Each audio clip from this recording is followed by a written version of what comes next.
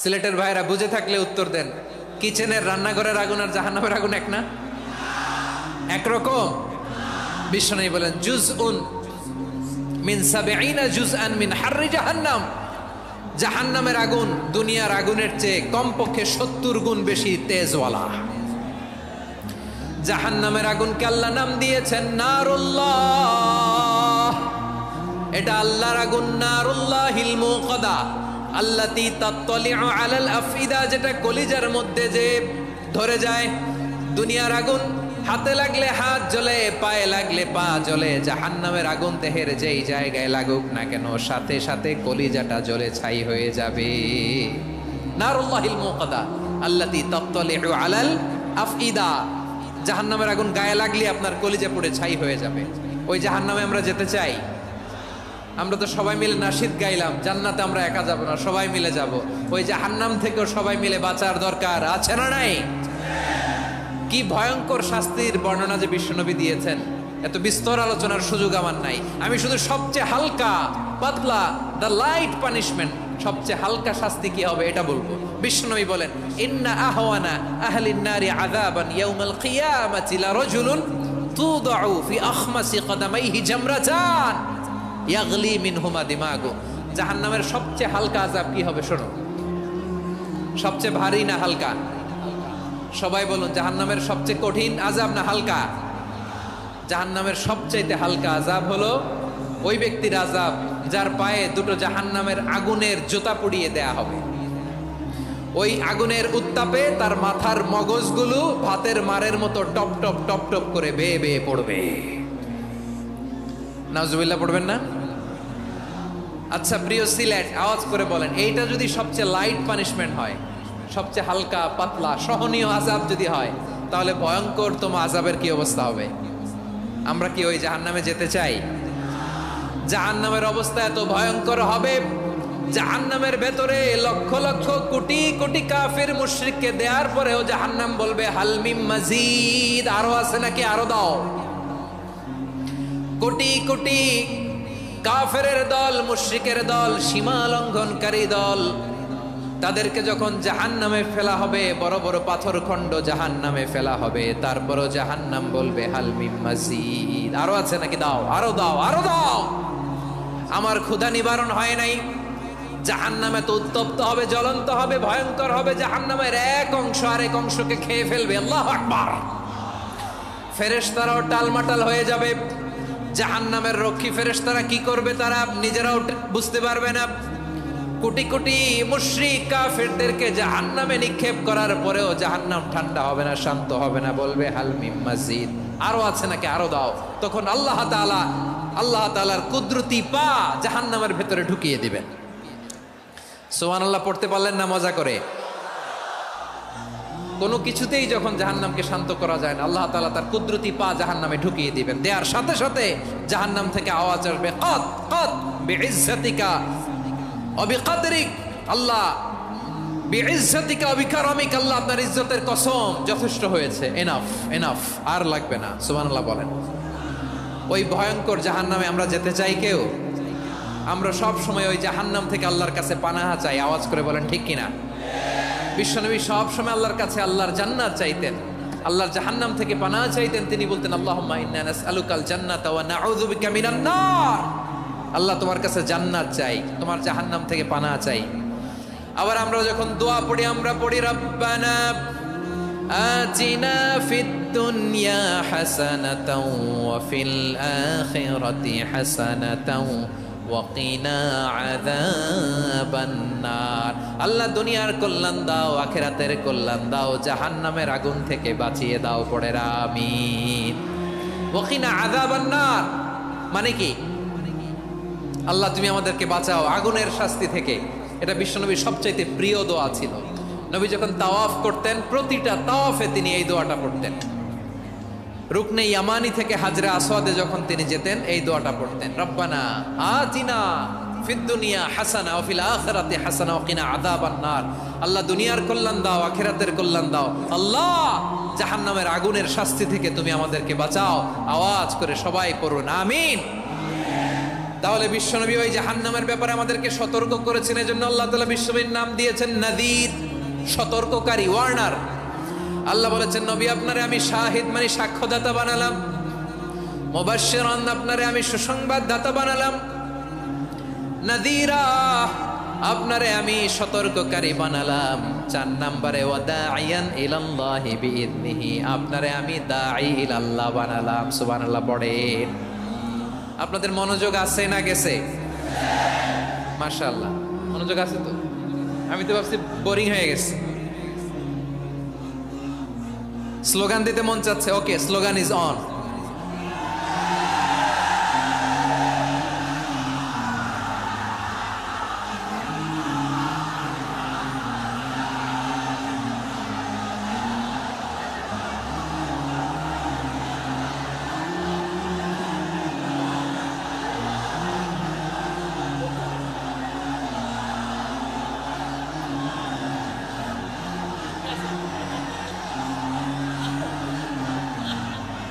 মাশাআল্লাহ মাশাআল্লাহ, হ্যাঁ ঠিক আছে, আর কয়েক মিনিট।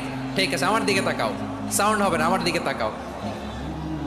বৈশিষ্ট্য কয়টা সবাই বলেনি?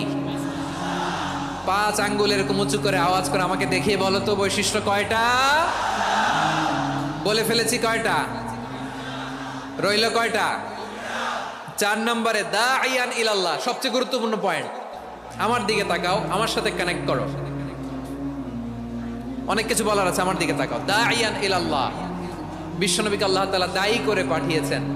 বিশ্বনবী কি মানব মণ্ডলীকে নিজের দিকে ডাকে, দুনিয়ার দিকে ডাকে? কার দিকে ডাকে?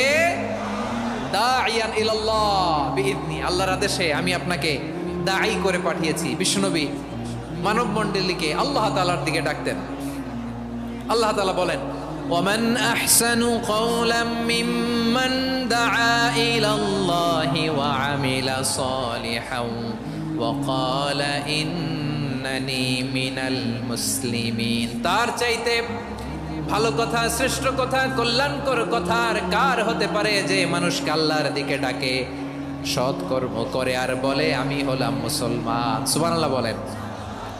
এবং এই যে দাওয়াতি কাজ বিশ্বনবী করবেন, এটার একটা মেথডোলজি আছে। বিশ্বনবী কিভাবে দাওয়াতি কাজ করবেন উম্মার মাঝে, এটাও আল্লাহ তাআলা দাওয়া মেথডোলজি তিনি শিখিয়ে দিলেন। তিনি বললেন, উদউ ইলা সাবিলি রাব্বিকা বিল হিকমাতি ওয়াল মাউইযাতিল হাসানাতি ওয়াজাদিলহুম বিল্লাতী হিয়া আহসান। নবী হে, আপনি মানুষকে আপনার রবের দিকে ডাকুন প্রজ্ঞার সাথে, বিচক্ষণতার সাথে, সুন্দর কথামালা দিয়ে, উপদেশ দিয়ে। আর যদি আল্লাহর দ্বীন প্রচার করতে যে কারো সাথে তর্ক করতে হয়, সর্বোত্তম পন্থায় সেই তর্ক করেন। পড়েন সুবহানাল্লাহ। এই জায়গাটাতে এরকম কেন হইলো? শুরুতে তো এটা ছিল না। এখন আইন শৃঙ্খলা বাহিনী তোমাদের সাথে লাঠি চার্জ করবে, ধাক্কাধাক্কি করবে, তোমরা আমার সাথে এটা হবে এরকম? দেখছেন? যাবো কই? এদেরকে নিয়ে যাবো কই?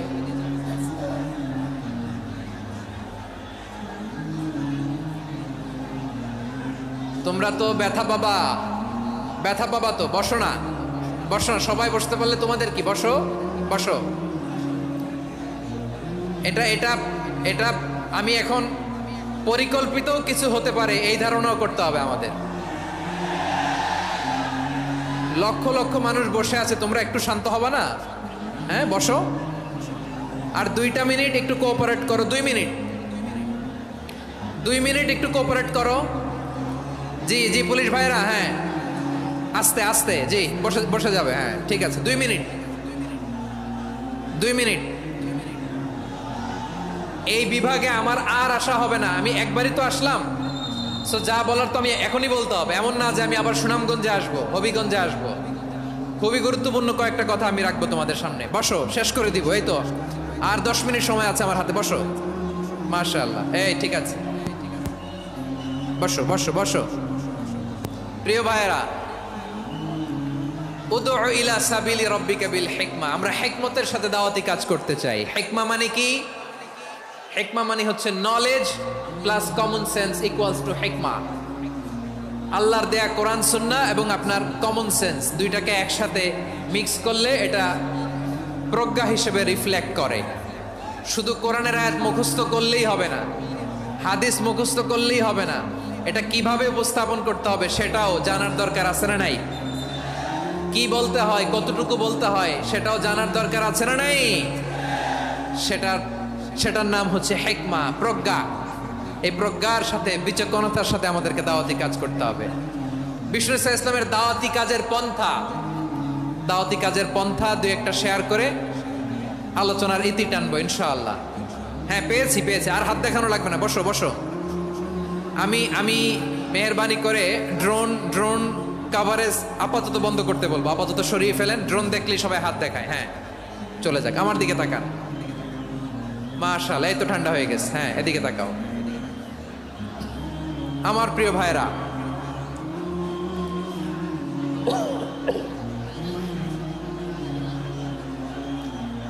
দাওয়াতি কাজ কিভাবে করতে হবে এদিকে তাকান। এইদিকে। হ্যাঁ,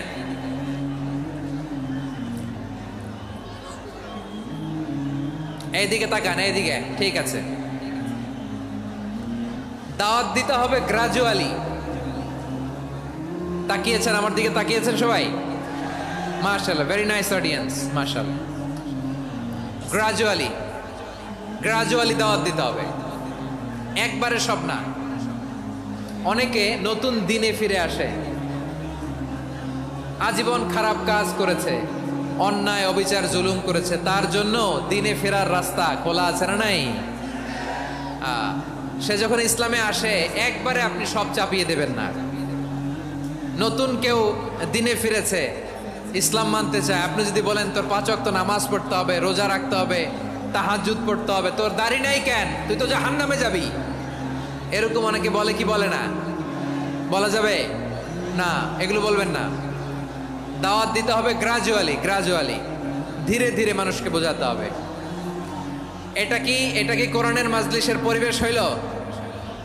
এই সিলেট, এই তোমরা তো আগের 2 প্রোগ্রামকে ছাড়াই গেলা। বসো না, একটু শান্ত হয়ে বসো না, একটু শান্ত হও, একটু স্থির হও না, একটু শান্ত হও না। শান্ত হয়ে যাচ্ছে। হ্যাঁ, ঠিক আছে। তোমাদেরকে বারবার থামানোর কথা বলা না লাগলে আমি এখন আখিরি মোনাজাত দিয়ে যেতে পারতাম। ডেফিনেটলি আমরা এখন মোনাজাতে মুভ করতে পারতাম।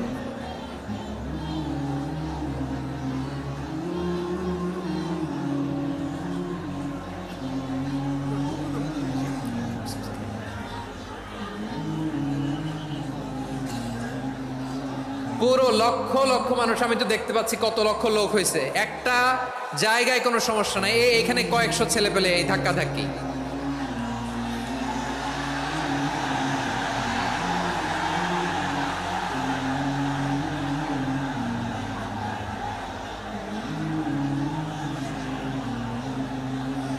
না নিজে শুনতে পারতেছো, না অন্যকে শুনতে দিচ্ছ, না আমাকে বলতে দিচ্ছ। কি করতেছো তোমরা? এগুলো কি করতেছো? একটু শান্ত হও না, শেষ করে দিচ্ছি, শান্ত হও। হ্যাঁ, মাশাআল্লাহ, এই তো শান্ত হচ্ছে। বসো।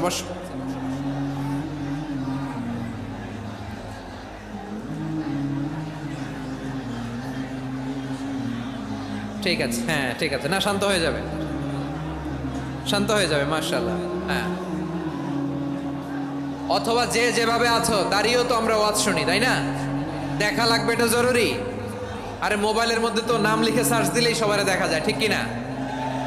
মোবাইলে দেখছো না, আমারে দেখছো না, তো হয়েছে তো, খালাস।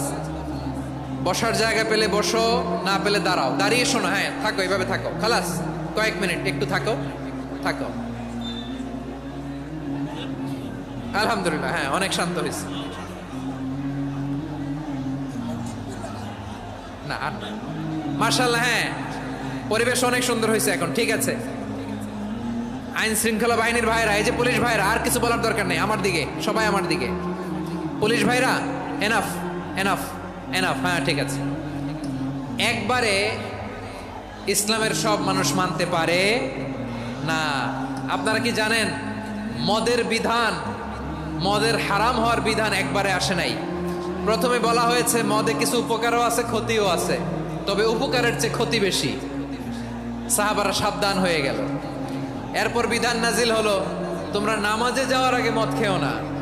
5 বেলা সাহাবারা আর মদের কাছেও যেতেন না, আরো সাবধান হয়ে গেল। সব শেষে ইন্নামাল খামরু ওয়াল মাইসিরু ওয়াল আনসাবু ওয়াল আজলামু রিজসুম মিন আমালিশ শাইতান ফাজতানিবু। মদ, জুয়া এগুলো শয়তানের কাজ, এগুলো থেকে বিরত থাকো। সবাই মদ খাওয়া থেকে একেবারে বিরত রইল। মদের মটকা হাড়ি ভেঙে সবাই মদিনার রাস্তায় ঢেলে দিল। মদের পানিতে পুরো মদিনার অলি গলি সয়লাভ হয়ে গেল। বলেন সুবহানাল্লাহ। তাহলে মদ কি একবারে হারাম হয়েছে? প্রিয় সিলেট আওয়াজ করে বলেন, মদের বিধান, হারাম হওয়ার বিধান এটা কি একবারে হয়েছে? কেউ যদি ইসলাম মানতে চায় একবারে তাকে সবকিছু চাপিয়ে দেয়া যাবে না। আমাদের কাছে অনেকে আসে, আয়সা বলে, হুজুর আমার মেয়েটা পর্দা করে না, হুজুর পর্দা করে না, ওর জন্য দোয়া করেন। তা আমি বলি বয়স কত? বলে 22। তো 22 বছর বয়সে আগে কি করছেন? আগে পর্দা করাইছেন? না, করাই নাই। তো এখন তো আর হবে না। এখন তাকে আস্তে আস্তে বুঝান যে মা শালীন পোশাক পরো, একটু শালীন, যেমন আছো তেমনই থাকো, শালীন পোশাক। শালীনে অভ্যস্ত হলে বুঝান, মারে একটু মাথায় কাপড় দাও, একটু হিজাব করো। ওইটাতে অভ্যস্ত হয়ে গেলে এরপরে তাকে নেকাবের দিকে আপনি আহ্বান করেন। ওইটাতে অভ্যস্ত হয়ে গেলে হাত মোজা, পা মোজা যদি করতে চায়, এইভাবে গ্রাজুয়ালি আগাতে হবে। প্রিয় ভাইয়েরা, সবচেয়ে গুরুত্বপূর্ণটা আগে, তারপরেরটা পরে। জি ঠিক আছে। সিলেট আজকে কি করছো এটা মনে থাকবে। আল্লাহুম্মা আমিন। রব্বানা ظلمنا أنفسنا وإن لم تغفر لنا وترحمنا لنكونن من الخاسرين. ربنا آتنا في الدنيا حسنة وفي الآخرة حسنة وقنا عذاب النار. اللهم أعنا على ذكرك وشكرك وحسن عبادتك. اللهم إنا نسألك الهدى والتقى والعفاف والغنى.